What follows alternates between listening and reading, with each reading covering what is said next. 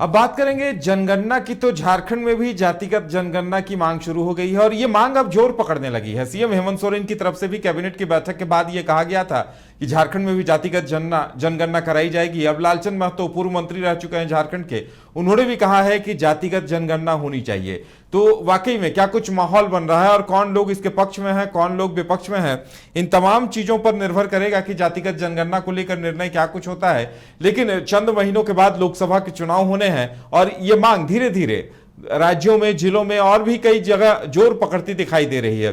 इस वक्त हमारे साथ हमारे सहयोगी शाहनवाज जुड़े हुए हैं।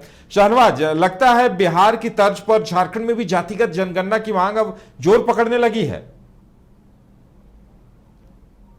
जब कैबिनेट की बैठक, आखिरी कैबिनेट की बैठक थी, उसके बाद जब पत्रकारों ने सवाल पूछा कि बिहार की तर्ज पर क्या झारखंड में भी जातीय जनगणना होनी चाहिए, तो मुख्यमंत्री ने इस पर हामी भरी और कहा कि वो उनकी सरकार हो या वो हो, उनकी पार्टी हो, लगातार इस बात की हिमायत करते रहे हैं। वो चाहते हैं कि जनगणना हो और उसके आंकड़े जाहिर हो और उन आंकड़ों के आधार पर जो वेलफेयर स्कीम है उसका कहीं ना कहीं इम्प्लीमेंटेशन हो। जाहिर सी बात है, जब सरकार ये चाहती है तो उसमें कोई बहुत ज़्यादा दिक्कत की बात नहीं है। पिछले दिनों जो कैबिनेट मंत्री हैं कांग्रेस कोटे के रामेश्वर उरांव, उन्होंने ये बात कही है। अगर एनडीए की तरफ से बात कहें तो उनकी जो सहयोगी पार्टी है, प्रमुख सहयोगी party all Jharkhand student union यानी आजसू के सुप्रीमो सुदेश महतो लगातार ये कहते रहे हैं कि जब झारखंड में यूपीए की सरकार है और यूपीए ये चाहती है कि जातिगत जनगणना हो, तो फिर झारखंड में क्यों नहीं जातिगत जनगणना कराई जाती है। उन्होंने कहा कि आजसू पार्टी इसकी पक्ष में है कि जाति आधारित जनगणना होनी चाहिए ताकि आंकड़े सामने आए और उसके आधार पर लोगों के साथ जस्टिस हो सके।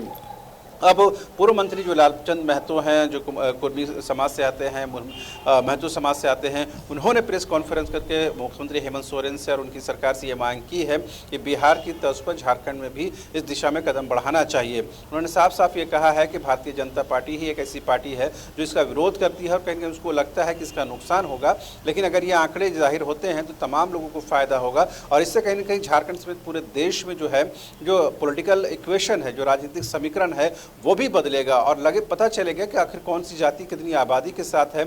और जब लोग कहते हैं कि बहुत खुद राहुल गांधी ये कहते हैं कि जिसकी जितनी आबादी हो उसका उनका उतना हिस्सा होना चाहिए, तो जाहिर सी बात उसके साथ जस्टिस जुड़ जाएगा। ऐसे में लालचंद महतो हों, खुद रामेश्वर उरांव हो, सुदेश महतो हों, अब मुख्यमंत्री हेमंत सोरेन खुद कह रहे हैं, तो जाहिर सी बात है झारखंड में भी एक फिजा बनती हुई नजर आ रही है।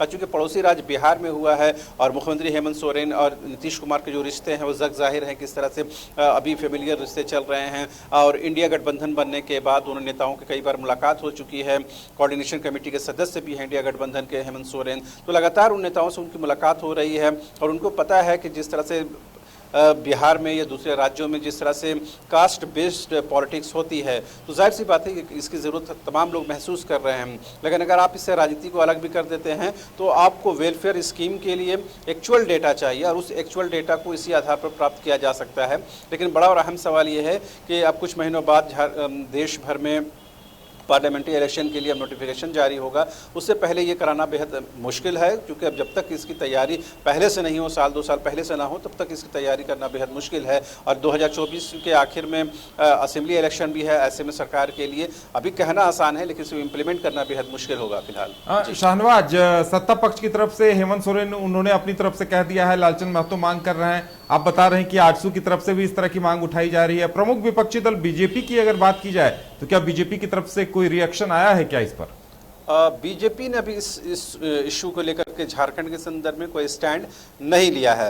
जाहिर सी बात है कहीं ना कहीं उनका जो अपना पॉलिटिकल इक्वेशन है या उनका जो अपना गुना भागा है वो कहीं ना कहीं उनको इस बारे में खुलकर बोलने से कहीं ना कहीं वो कतरा रहे हैं। लेकिन जब उनकी सहयोगी पार्टी के तौर पर एनडीए के प्रमुख एक घटक दल है आजसू, अगर वो ये कहती है कि हम जातीय जनगणना के पक्ष में है और जब झारखंड में यूपीए की सरकार है तो यूपीए अगर इस बात की हिमायती है तो यहाँ पर हर हाल में जातिगत जनगणना करानी चाहिए।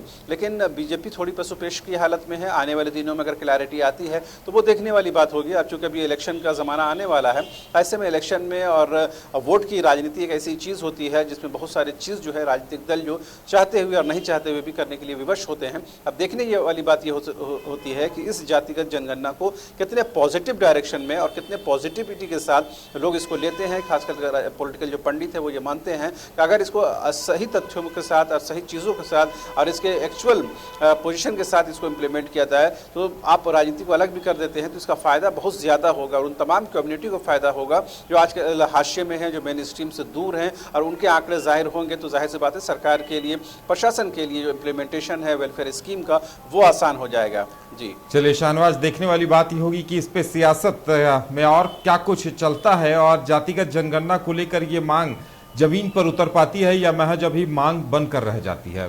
फिलहाल हमारे साथ जुड़ने के लिए आपका बहुत बहुत धन्यवाद। तो जातिगत जनगणना को लेकर झारखंड में भी सवाल उठने शुरू हो गए हैं। ये देखना दिलचस्प होगा कि सरकार इस पर निर्णय क्या कुछ लेती है।